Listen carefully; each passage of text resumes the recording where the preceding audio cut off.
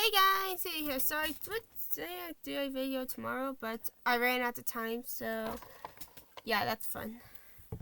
But as you saw host, thanks for INDIETALE, I managed to figure out what that text was at the end of INDIETALE, and it says, I warned them. Right, dash, which is the mailbox. If you really think about it, it does kind of look like a mailbox. And if you guys don't know, Gaster is a mysterious character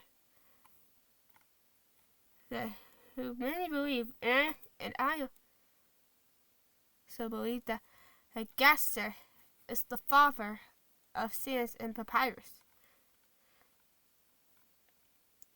But to really truly understand Gaster, we need to look at his full story. And I'm gonna watch Game Theory because it's shorter, and I don't want the story to be incredibly long. So, doing this again, man. Doing this again. Be proud of me, guys. I'm watching Game Theory. Beware of the man who speaks in hands. Really? I find people who speak in sign language to be rather pleasant, actually.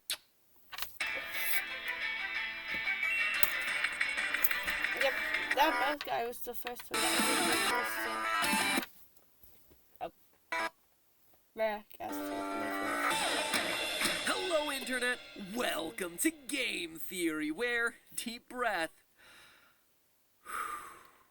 I think I'm finally ready to tackle Undertale again. But overly dramatic game theory voice aside, I gotta be honest with you, I'm scared of this game. So before we begin today's episode, I need to take a moment to level with you all, because it's time I pull back the curtain of the show a bit and address a couple things. Now don't get me wrong, I love this game. I really do, but doing episodes on Undertale have been some of the worst experiences that I've had in the 6 years of doing this show. The first was Sans' Nest, a theory I was so excited to share with you. In fact, it was one of, if not my favorite episode that we had done of Game Theory to date, because it allowed me an opportunity to talk about one of my favorite franchises growing up, Earthbound, as well as one of my favorite modern franchises of Undertale. And it was a fun episode. Now, don't get me wrong, did I in any way think that this was canon lore to the series? No. No. Of course not. I didn't think that Sans is actually Nest. But at the end of the day, these are theories meant to get you to think about things from a different perspective. And let's be honest here, there are a lot of similarities between Earthbound and Undertale, okay? From visual design to actual sound effects to even the timelines of the games. But the overwhelming negativity and ridicule that video got was just crushing. It sucked, man.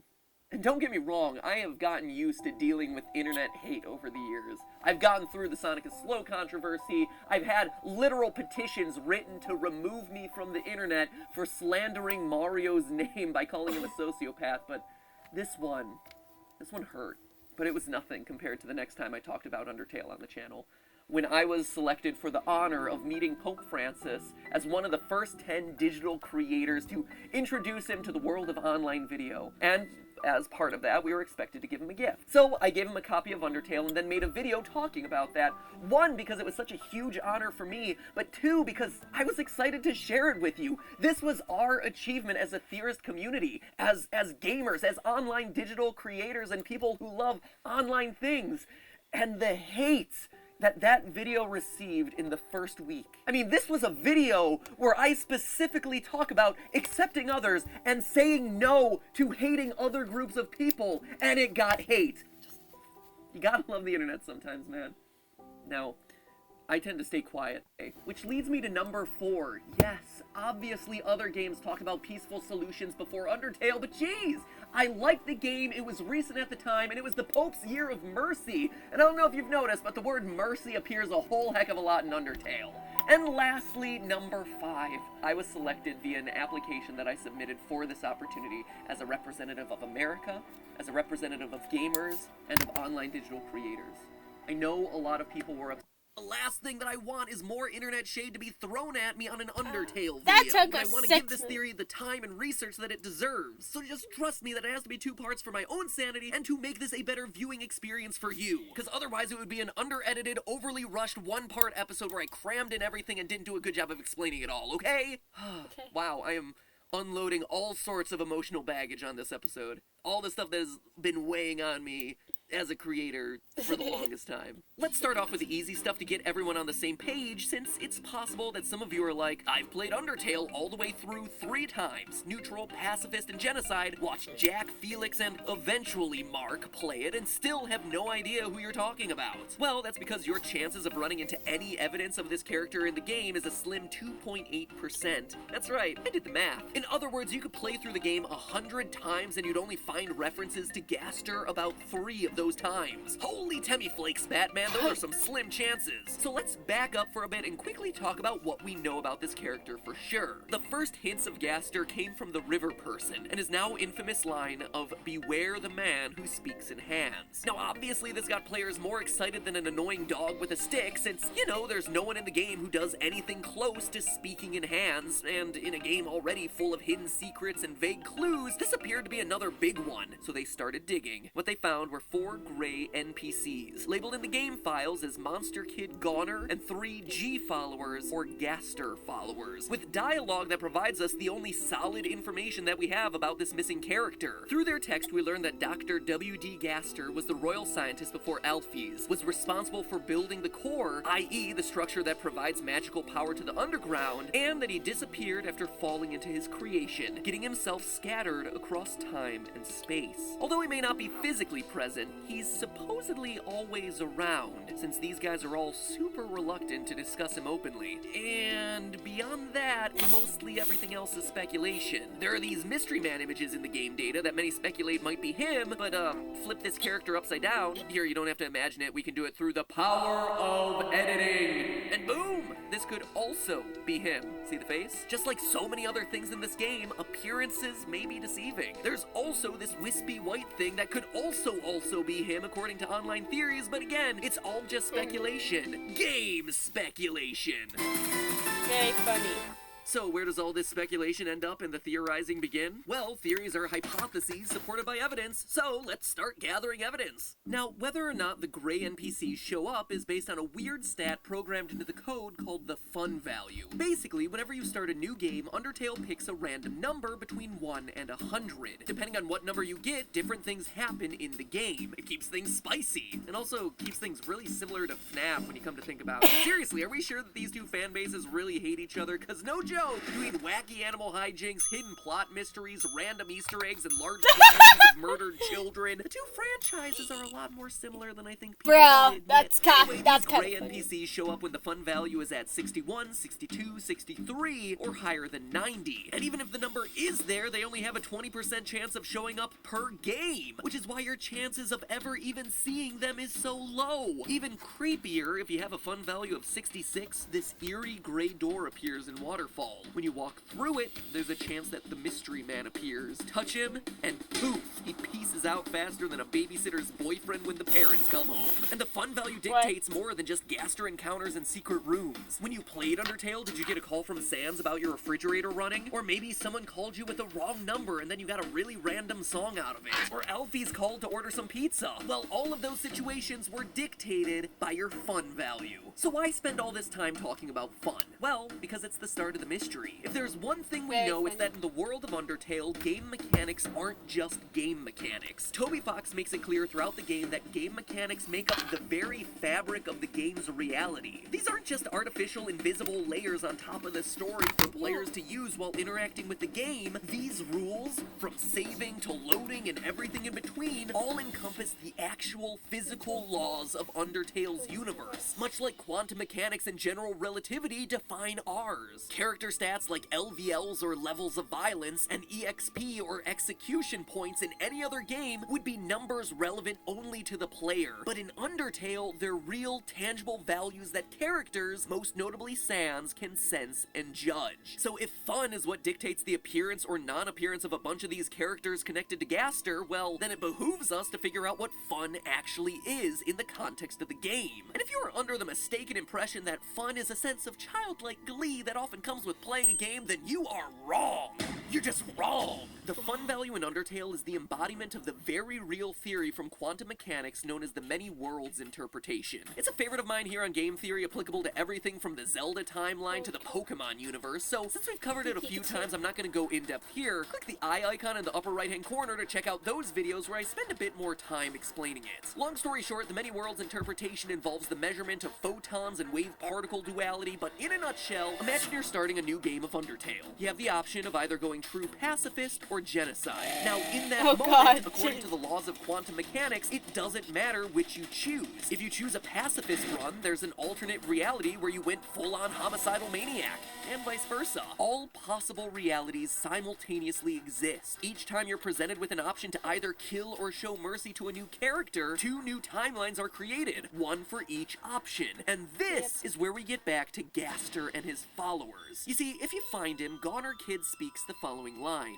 "Have you ever thought about a world where everything is exactly the same, except you don't exist?" Well, in my first playthrough of the game, that's exactly what happened. A world where he didn't exist. In fact, I must have gotten a really lame fun value since I didn't find anyone mentioning Gaster. No secret rooms, no one even wanted to call me. Truly, I was forever alone. But there are realities where he does exist, and where Sans does pick up the phone to call you. In short, think of each new fun value as another world in the many worlds interpretation. Another timeline. Parallel realities where one small detail is different. Goner Kid does or does not exist. Alphys does or does not order pizza. So the next time someone tells you to go outside and have some fun, all you really gotta do is create an alternate reality in your own backyard. Simple as that. But not only does this fun value make repeated playthroughs of the game interesting, but it makes a world, pun intended, of difference when it comes to Gaster's storyline. From speaking to the Gaster followers, we know that an experiment went wrong and Gaster was shattered across time and space. Those are some pretty specific words. First, shattered, as in pieces of him went in many different directions. There are multiple pieces of Gaster that now exist. And then there are the operative words of time and space, meaning that these pieces ended up across many different timelines. The many different worlds, each represented by a different fun value. But what other characters do we know are able to retain memories across multiple different timelines? Only two, Flowey and Sans.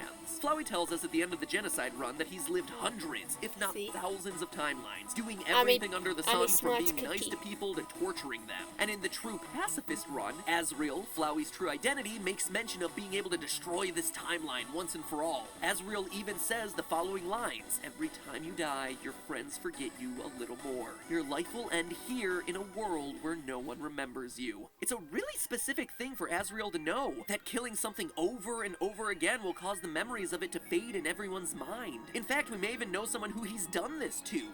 Goner Kid. Asriel's speech during the final battle is a direct parallel to the same lines we just saw Goner Kid speak a few minutes ago. A world where he no longer exists. The thought terrifies him, almost as though Asriel did this to him to the point where he does no longer exist. Sans, on the other hand, isn't as powerful as Flowey from a time manipulation perspective, but he does bend the laws of space around him, phasing through walls, and during his battle continually teleports over and over and over again. Though he doesn't show the ability to save or reload like Flowey does, he openly acknowledges that there are other Sanses out there in other realities and tells you to say hello to them. He has tests in place to see if someone is a time traveler. And even though he can't outright control time, he has at least some deeper understanding of timelines being manipulated, as evidenced by his various dialogue options when you fight him over and over during the final Genocide battle, sensing how many times he's beaten you. So is it any wonder that the two characters who together manipulate time and space both wield weapons that look like this, and that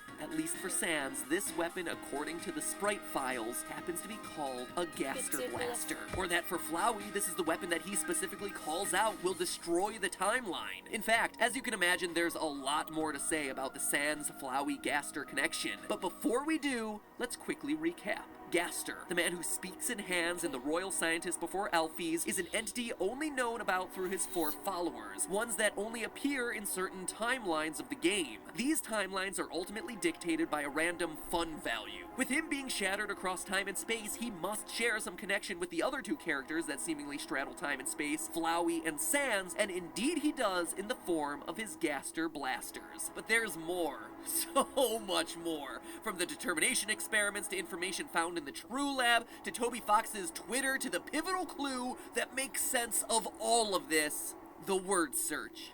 No joke. But that's for next time, when we hop into deep lore talk, neuroscientific analysis, and much more to finally reveal the truth behind W.D. Gaster. So make sure you ring the subscription bell for the Well, I think you guys can now get the Gaster.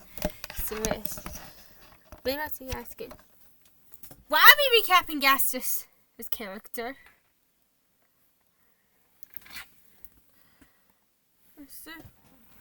Well, that just shows how mysterious Gaster can be. And you guys remember that? I'll get the video. Here because I still don't know how to edit. Rip, rip, rip, rip, rip, rip, rip. Just my luck, right? Just my... Oh, by the way, my headphones are connected to my phone. So you won't hear any audio. You guys remember at the end? Season 1. Gaster literally says the following lines that Cuphead can't hear because he's being controlled by the drones that seems to have knowledge of the... So you're the ones responsible. And then I'm gonna turn... You guys are curious about this theme. I am unimpressed.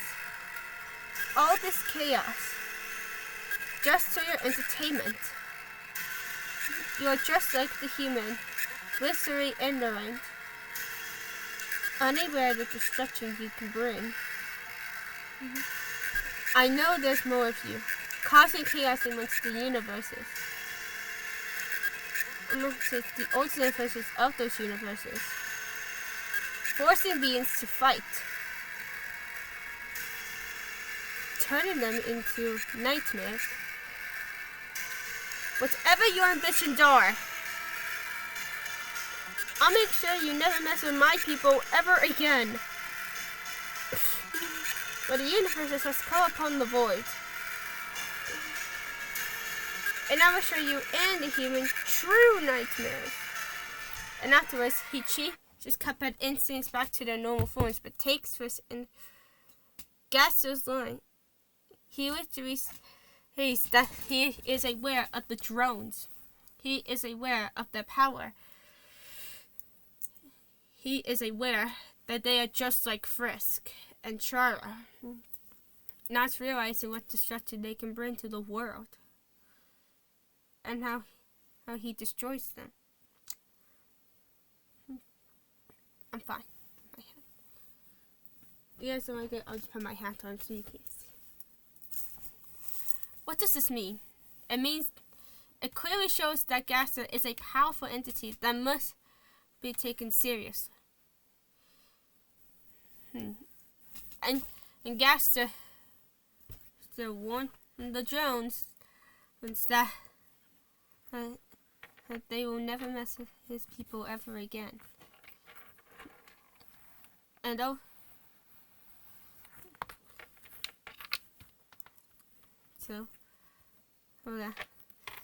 well, I think you guys.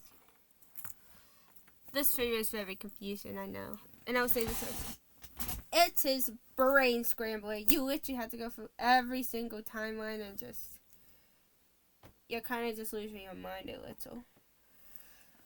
And honestly, my brain, it's kind of but I'm trying my best to say the theory the right way. Problem is, I'm not the best at explaining things, so we are kind of screwed. Even is that this just happens as soon as Sans is about to be defeated. It seems like Gaster own appears where Sans is about to be defeated. Because the drone can not stay back. Okay, but they decide to not attack. And the man in the suit, that's what I'm calling the humanoid drone until he gets his official name, that they will meet again. You wonder. We're probably going to see Nectar Ink Demon, Natty's finally made his debut. Took him on enough. Cuphead and Sans in their nightmare forms for the final battle. My theory is that they'll turn Cuphead into Nightmare Cuphead, and he did what he did to Sans in the first series. But Sans somehow manages to get through to him, and Cuphead finally managed to gain control of his body again, while the Ink Demon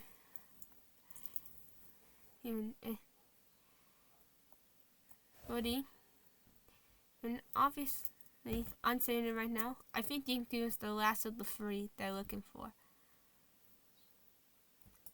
And that with them in his nightmare form, also finally managing to gain control.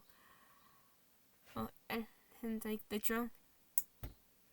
And when it seems that they are about to be defeated, Gaster shows up and stops him, showing just how violent Gaster is and how powerful an entity he could be.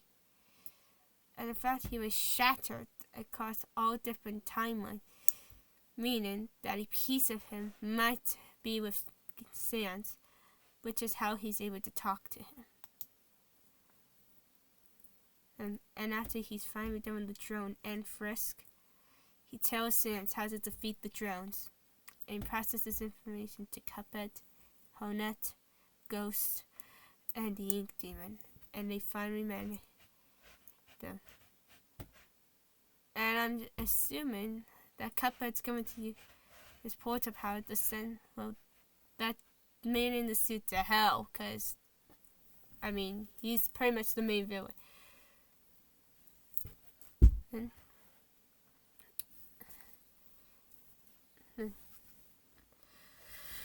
And at the end of it all, we get the heart-touching goodbye of Sans and Cuphead. And when they part ways and hand to say goodbye, which, let's be real, goodbyes are not fun. I hate them so much, and I'm sure you guys do. You'll hate them as well. Anyway, please, let me know your thoughts on this theory. Do not. Sorry if this video didn't make much sense. I'm sure this will be lots of better theorists than me. He can explain it much better on camera. Yeah. I might make a video following this one up. Anyway, thank you guys for watching. See you guys next time. Bye!